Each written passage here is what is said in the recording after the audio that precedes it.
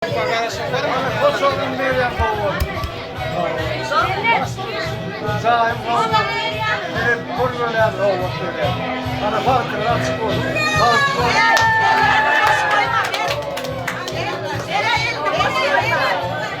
Oğlum orada bak abi.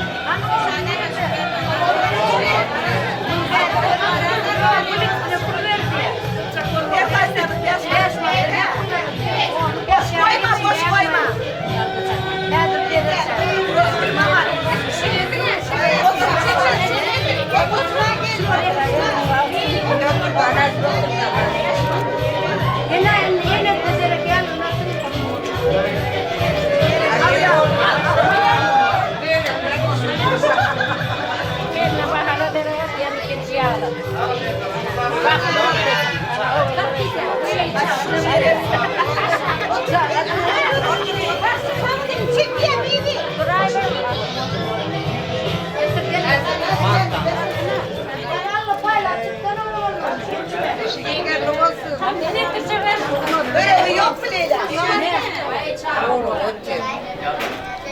Yürüyorum su içsem içinde. Hani su işi mi? Yumurtadan ne yapayım? Şurada yerim.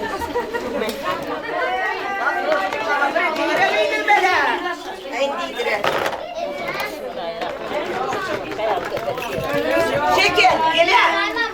Cücü diyeyim elle. Vatıra birinci ben ve o. Çöpten gitme, koş. Mama bir biber yalım mama. Mama. Sor beni bak. Gel mama din atacak var gidiyor yine. Mama da bin verin. İnsan bin ver. Öyle mama kesersin koluna.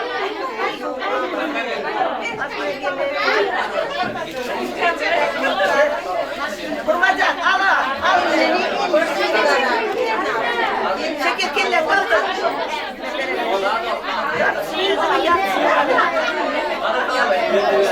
İnsan.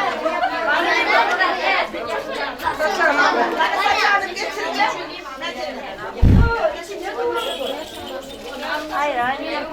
Hayır sonra. Sen polis gel. Beren oğlum ana. Ne polis?